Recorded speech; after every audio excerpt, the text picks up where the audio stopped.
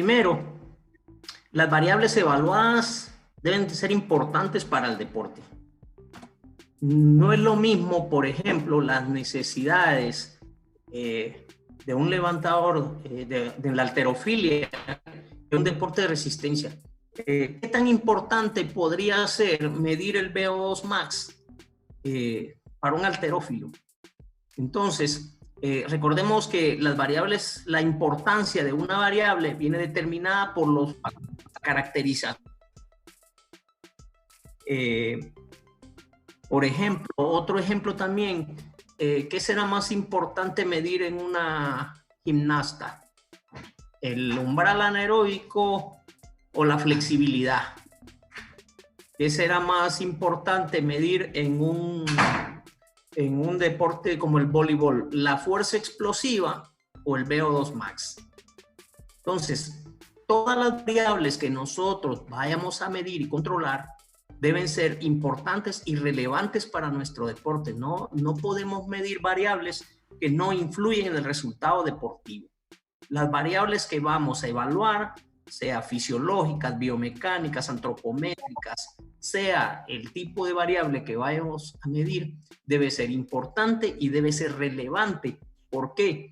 Porque la información que nos dé nos servirá para la toma de decisiones.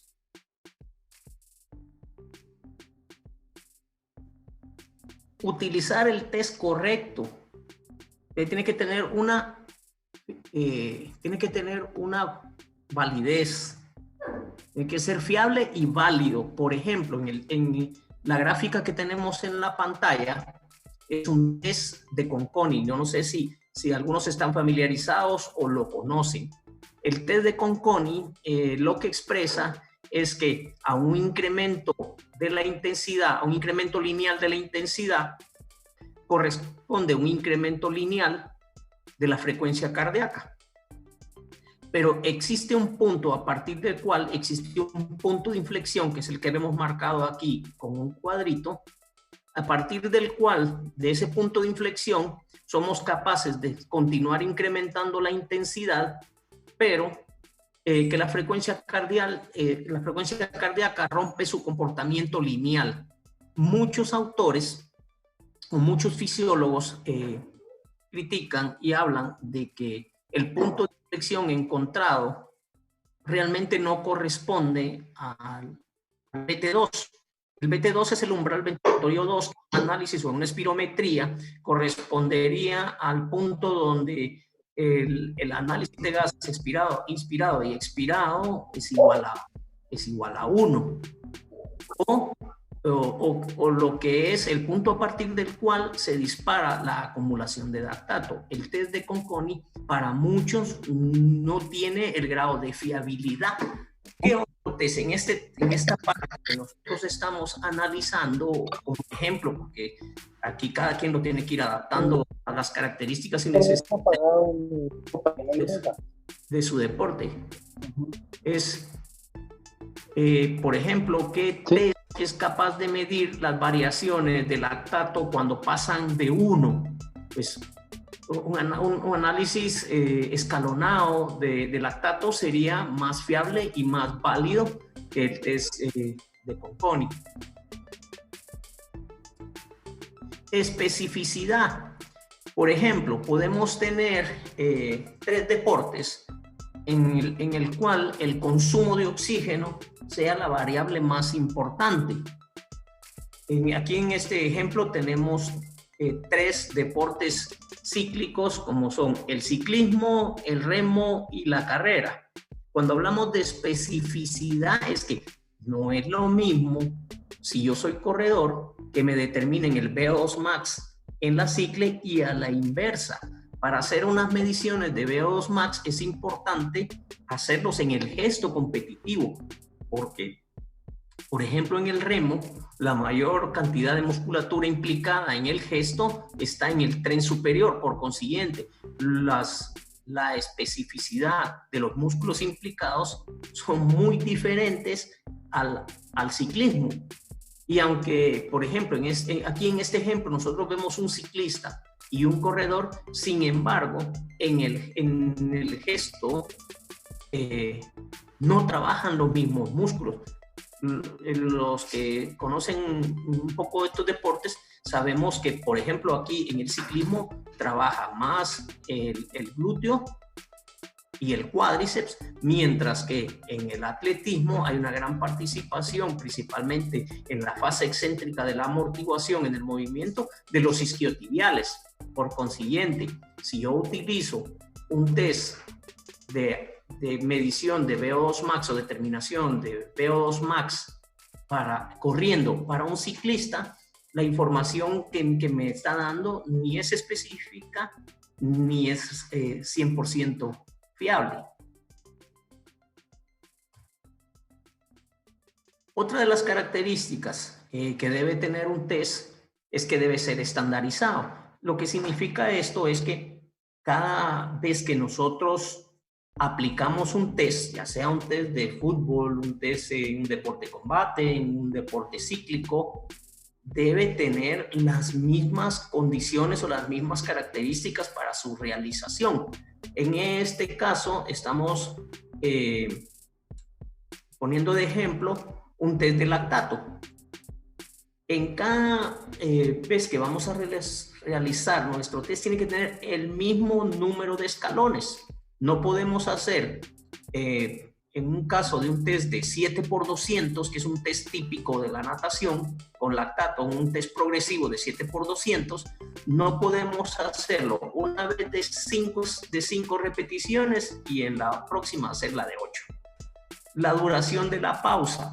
Nosotros sabemos que una vez terminado el evento o terminado la repetición, la medida de que se aumenta la pausa, hay un descenso de la concentración de lactato en sangre. Por consiguiente, si nosotros en el próximo test variamos la duración de la pausa, la reducimos de 1 minuto a 30 segundos o la aumentamos a 2 minutos, la información que nos dé no podemos compararla con el primer test porque la información va a ser totalmente diferente. En este ejemplo que estamos para poder hablar de lo que es la estandarización de un test, estamos usando el lactato. El momento de extracción de la sangre también nos hace variar los resultados. No es lo mismo extraer la sangre en el momento, al terminar la repetición, por ejemplo, donde estamos hablando de un test de 7x200, no es lo mismo tomar el lactato al nomás llegar que tomarlo a los 30 segundos o tomarlo al minuto. ¿Por qué? Porque hay una diferencia entre el tiempo de que se traslada o se difunde el lactato desde que se produce en la fibra muscular hasta que se riega en el torrente sanguíneo. Si nosotros variamos el tiempo, no vamos a poder compararlo con el próximo test. Nos va a dar una información que no es válida. Y otro aspecto importante en cuanto a la estandarización es la carga previa. En el ejemplo que estamos usando de un test de lactato de 7x200 para una hora de 200 metros, un test de lactato progresivo, es el día anterior al test nosotros tenemos que estandarizar la carga. Eso significa que lo que nosotros hagamos, incluso durante el microciclo, durante todo el microciclo, incluso la ubicación dentro del microciclo, no es lo mismo ubicarla un día lunes que ubicarla un día miércoles que ubicarla un día viernes. La carga de glucógeno va a estar variada. Si nosotros hicimos una carga de entrenamiento muy alta el día anterior, los depósitos de glucógeno van a estar vacíos. Por consiguiente, en un test de 200, en el último escalón que nosotros buscaríamos estar alrededor de 12, 14 millones, no lo vamos a lograr. ¿Por qué? Porque está bien estudiado que la capacidad en los deportes anaeróbicos lactáceos, como es en el 200, influye mucho la carga previa de glucógeno. Este es un test de 7x200, pero las mismas características tiene que llenar el test que nosotros escojamos. Si nosotros vamos a hacer en un deporte que nosotros hayamos determinado que la fuerza máxima es importante evaluarla y controlarla, nosotros tenemos que estandarizar el peso con el que vamos a ir utilizando en cada repetición para llegar al 1RM. Si nosotros, en función de la información previa que tengamos, empezamos haciendo repeticiones al 70% del 1RM, después al 80%, después al 90%, hasta buscar el 1RM, que sabemos que es una repetición máxima. Si nosotros alteramos la sesión del entrenamiento del día anterior, los niveles de fatiga a nivel del sistema nervioso central y a nivel de los depósitos de energía van a estar alterados. La duración de la pausa que nosotros tendríamos en un test de fuerza máxima, nosotros hicimos, por ejemplo, buscamos el número máximo de repeticiones que tengamos al 70%. Vemos que fue muy fácil. Subimos el peso.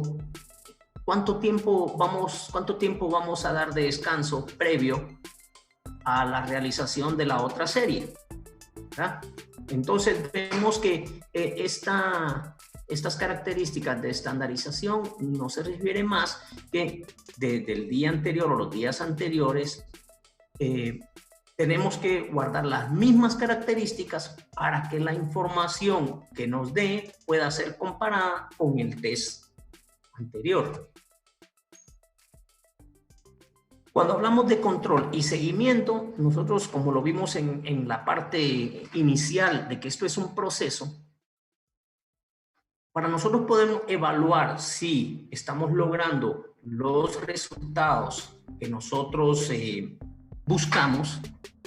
No nos basta con hacer los test iniciales y saber dónde se ubica. Tiene que ubicarse cada cierto tiempo para nosotros poder ir comparando si estamos avanzando o no estamos avanzando. Este punto es muy importante porque dentro de la planificación del entrenamiento, ¿en qué momento es el más adecuado para colocar los controles y los tests? No todas las capacidades condicionales se deben evaluar al mismo tiempo, porque como ya ustedes lo saben, ustedes son estudiantes ya de un nivel avanzado, saben que cada una de las capacidades condicionales evoluciona en tiempos diferentes. Por ejemplo, la flexibilidad se puede ganar una mejoría en menos tiempo que la velocidad. Y el tiempo que necesitaríamos para mejorar la fuerza es diferente al tiempo que necesitamos para mejorar el VO2 max. Entonces, se habla de que la siguiente ubicación o el siguiente test debe estar en función del tiempo necesario para nosotros lograr una transformación efectiva. En el caso, por ejemplo, de los deportes de resistencia, se logran cambios en 6 a 8 semanas, más o menos lo que puede durar 1 o 2 mesociclos. Por lo regular, podemos ubicar los controles en el microciclo de recuperación, que puede ser recuperación y control, o ubicar microciclos específicos de control. Y viene la parte más importante. Nosotros podemos hacer test y nos da información, pero yo he podido observar que muchas veces se hacen test y puede ser que los test sean realizados por el propio entrenador o por personas de apoyo. Nos puede suceder dos cosas.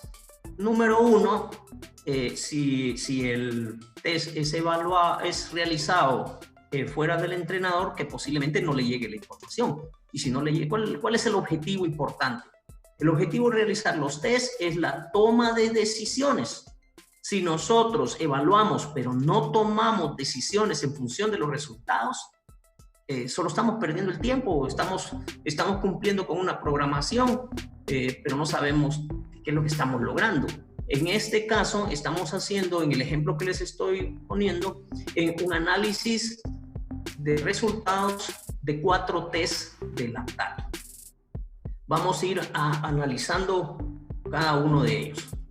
En la primera gráfica, donde está aquí el cursor, que es el de la parte superior izquierda, aquí de este lado tenemos el lactato. Este sería como el sueño de un entrenador. Aquí en la primera parte, abajo de los 4 milimoles, estaríamos mejorando todo lo que es el sistema aeróbico de baja intensidad. Alrededor de los 4 milimoles estaríamos mejorando el umbral, y en la parte superior estaríamos mejorando lo que está en la zona de alta intensidad, ya sea lo anaeróbico lactácido. Esto